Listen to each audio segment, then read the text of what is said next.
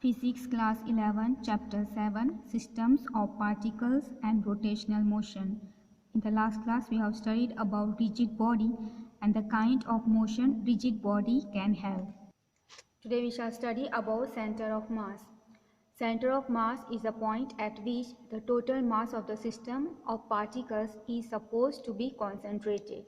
So center of mass is a point at which you can say that the total mass of the system of particles is supposed to be concentrated.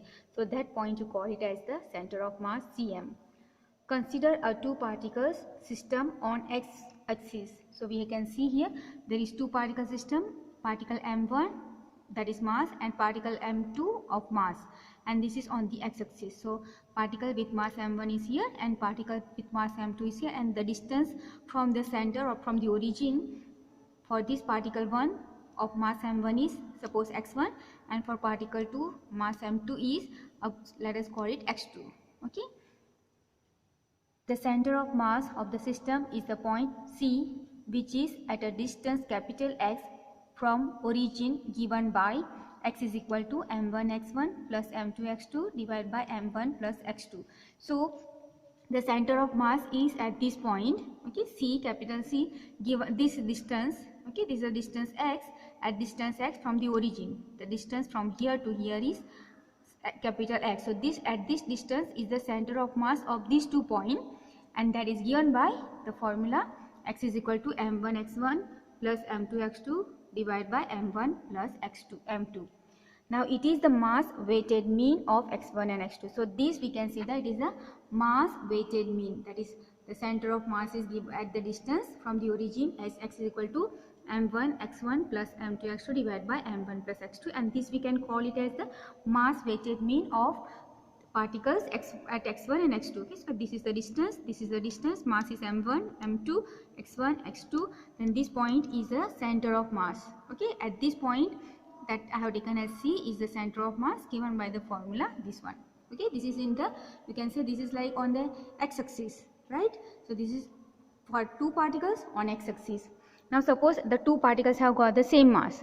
If m1 m equal to m2 equal to m, both have got the same mass, then you put here wherever m1 equal to m, m2 equal to m, here also m, here also m.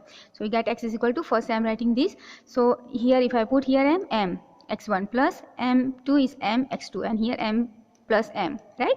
Can take m common. So here you get x1 plus x2, m is common, and here m plus m is 2m. So m cuts, so what you get is x1 plus x2 by 2.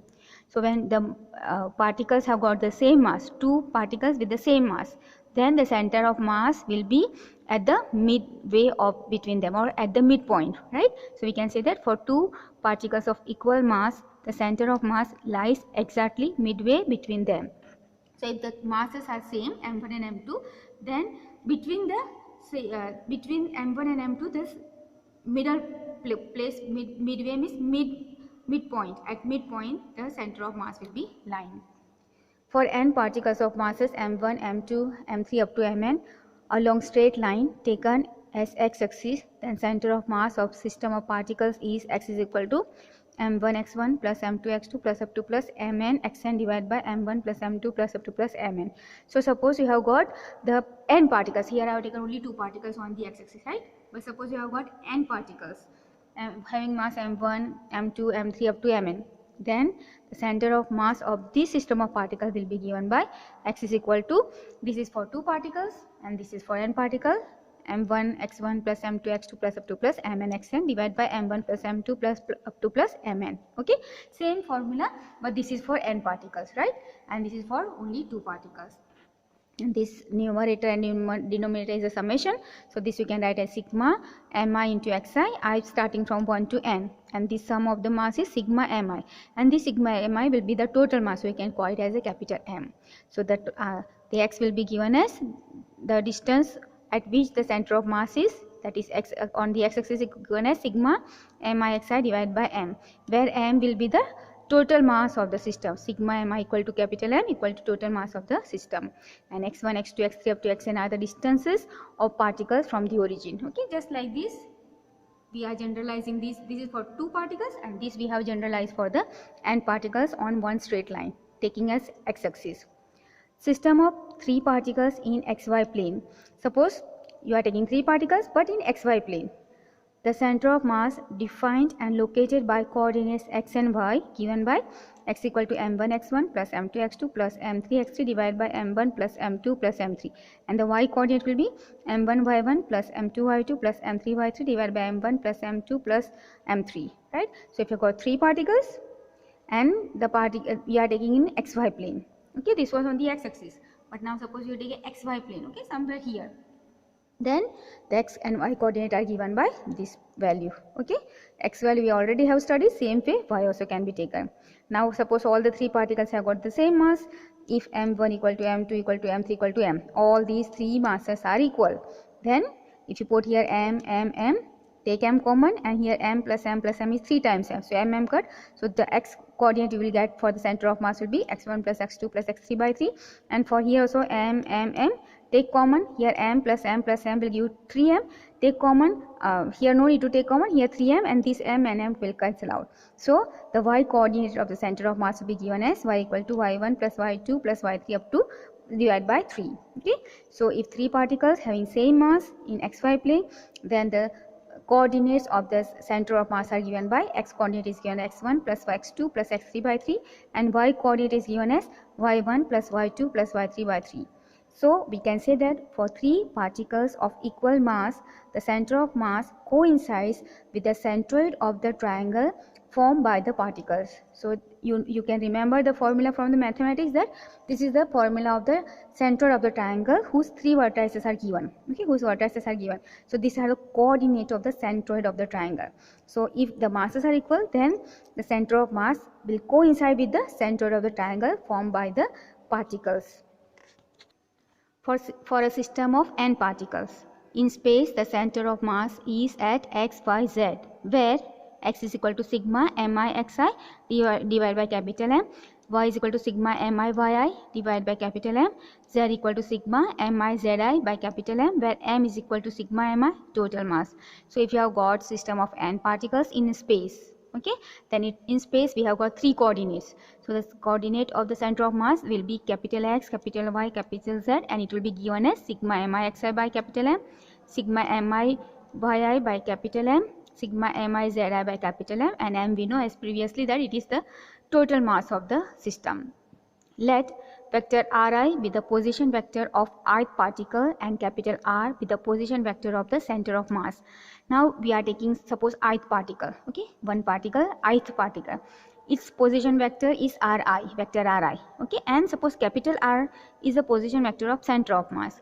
Then this Ri in a vector form we can write it as xi i cap plus yi j cap plus zi k cap. This suffix I is for the ith particle, and this I cap, j cap, and k cap are the showing that it is a vector, okay, in a vector form. And this vector R, capital vector R, that is the position vector of center of mass, is given as capital X I cap plus capital Y j cap plus capital Z k cap, okay. Then the R, the position vector of this R, okay, we can write it as sigma mi Ri vector Ri divided by total mass capital M, okay. So R, capital R will be given as, this is the position vector of the center of mass, is given as sigma mi into Ri, vector Ri divided by total mass capital M, okay. If origin is center of mass, suppose you have got the center of mass as the origin, then this part will become 0. Why? Because Ri will be 0. Mass will be there, but Ri will be 0. So if origin is center of mass, then sigma mi Ri will be 0. That means this will be 0, right? If this is 0, surely this also by 0. 0 by anything is 0, so this will be 0. For a rigid body, divide it into n small elements of mass delta m1, delta m2 up to delta mn. Then the center of mass is x is equal to sigma delta mi xi divided by sigma delta mi, y equal to sigma delta mi by into yi divided by sigma delta mi, z equal to sigma delta mi into zi divided by sigma delta mi. Now this I have first what we wrote is as particles, they are separated, right? But now suppose you have got a rigid body. A rigid body has got it has got a rigid body, you can consider that it is a fixed body, right? which cannot change its shape, then what happens is you can divide this rigid body into n small particles or elements of masses delta m1, delta m2 up to delta mn, right? See, rigid body is body which has got a definite shape and will not change it easily. Okay, then what you can do is we have to divide that into small n elements of the masses delta m1, delta m2 up to delta mn. Then the center of mass, same formula, just like this. X value is this one, y value is this one, z value is this one. Same formula, but you have to use here, instead of m1 mi, you have to use delta mi, because you are dividing the rigid body into delta mi parts. Okay, therefore you can write here delta mi xi divided by sigma delta mi. Okay, same way for y coordinate, same way for z coordinate. For large n and smaller delta mi. Now suppose you take the number of, you are breaking into n small parts, the number of small parts are increasing, and if you are increasing the number of small parts, then you know that the mass will decrease, that means delta mi will decrease. That time you can take this summation as the integration. Okay, so when you take that, you can write as sigma delta mi will be converted into integral dm equal to capital M. Sigma delta mi xi will be converted into integral x dm. This delta mi is dm and this xi is x. Sigma delta mi y will be written as in integration form integral y dm, and delta mi z, the same summation is integral z dm. Okay, so here when we are taking the large number of elements, then the mass will be smaller and it will be converted into the integral. Therefore coordinates of center of mass will be, you can change this one in the integration form, right? So we can write this x coordinate will be this sigma delta mi is, we can say it is capital M. So this is capital M. Okay, and this part will be, from here it will be integral x dm. So integral x dm, right? And this one is the sigma delta mi is capital M. So just written out, because it will be constant, so it will be out of the integral. Similarly y equal to this sigma delta mi will be integral out of the integral 1 by m, capital M, and integral this part will be y dm. So here the last one also 1 by m out of the integral z dm. Why out of the integral? Because it will be constant. Okay, so we take out of the integral. Now vector form will be vector r equal to 1 by capital M integral vector r dm. What is vector r? R will be, we already defined before, it is xi I cap plus yi j cap plus zi k cap. Okay, so this is the vector form, vector r dm. So in vector form, the position vector of the center of mass will be given as vector r equal to 1 by m integral small vector r dm. If origin is center of mass, that implies that vector r will be 0. Okay, just like previously. Here I have written, if origin is center of mass, then sigma mi ri is 0. Similarly here, if origin is the center of mass, then this vector will be 0. What does this mean? This means integral x dm equal to integral y dm equal to integral z dm equal to 0. Okay, these all values will be 0. Homogeneous bodies. A body with uniformly distributed mass is called homogeneous body. So homogeneous body means a body which has got uniformly distributed mass. That body we call it as the homogeneous body. The center of mass of homogeneous body of a regular shapes like rings, discs, spheres, rods, etc. lie at the geometric center. So if you have got homogeneous body, that means the body has got a uniformly distributed mass. Those bodies will have got the center of mass, and that center of mass will be coincided with the geometric center, or it will lie at the geometric center. And that examples you can take of the homogeneous bodies like rings, discs, spheres, rods, etc. Determining the center of mass of a thin rod. So rod also will consider as the homogeneous body, and let us determine or find the center of mass of the thin rod. Okay, so this is a rod and it is lying on the x-axis. Let us consider a thin rod whose width and breadth, if you take a cross section, area is rectangular, or radius, if cross section area is cylinder, is much smaller than its length. So when you call a thin rod, if you are cutting in between, suppose you are cutting in between, then the cross section area, if it is a rectangular, then width and breadth will be very smaller than the length. And if you are cutting in between these, and if it is has got a cylindrical shape, then the cross section area will be cylinder, and in that case the radius of that cross section will be very small comparatively to the length. Then you call it as a thin rod. Okay, so this is what I have written in the bracket is for the thin rod. If the width and the breadth, if you are cutting it across, taking a cross section, then the area is rectangular. In that case the length is very long, this length is very big. Okay, and if you are cutting it across, right, if you are cutting this and the radius is comparatively the length is very small, then we consider that as a thin rod. Okay, so this is just written that if the cross section area is rectangular, then you have to see that width and breadth is very small comparatively to the length. And if it is cross section area, if you are cutting as a cylinder, then the radius should be very small comparatively to the length of the rod. Then you call that rod as a thin rod. Taking the origin to be the geometric center of the rod and x-axis along the length of the rod. So you can see in this figure, this is your x-axis, okay, and this is a center, that is the origin. So we are considering taking the origin as the geometric center of the rod and x-axis along the length. Okay, so this along the length is the x-axis and this is the geometric center. For every element of the same mass dm located at x, there is an element of the same mass dm at minus x. Now suppose this is my center, right? So I am taking as a geometrical center of this as the origin. Then at this distance, okay, distance x, this from here to here is distance s. So here the mass is delta m. Then there is a symmetricity. This you can say like reflecting mirror. Okay, so symmetricity. So this side also at the same distance, that is negative x, that is minus s, the same mass you will get it, that is dm. Okay, this happens why? Because there is symmetricity. Why there is a symmetricity? Because this rod is a thin rod and we are considering this as a homogeneous body. Okay, so that's why it is, you can say that if from the center at x distance there is mass dm, then the other side also there will be at negative x distance, the same distance at this, there will be another mass dm which will have be the same element, okay, or the same mass. The net contribution of every such pair. Now we will find the net contribution of the such pair. Okay, such pair means this is one pair, there will have got so many. If you count one more here, then one more here.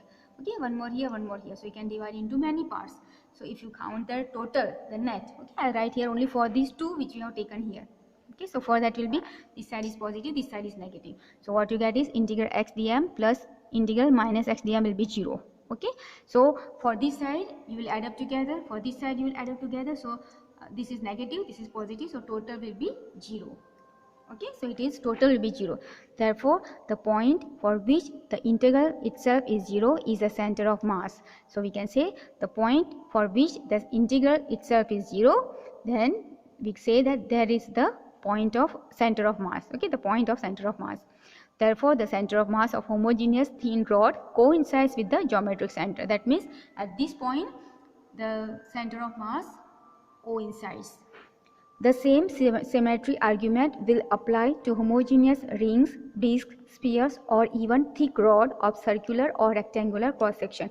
And same way we can also prove that the center of mass coincides with the geometric center for homogeneous bodies like rings, discs, spheres, and thick rod. Here I have taken a thin rod. You can also prove same for the thick rod. Example 7.1. Find the center of mass of three particles at the vertices of an equilateral triangle. The masses of the particles are 100 gram, 150 gram, and 200 gram respectively. Each side of the equilateral triangle is 0.5 meter long.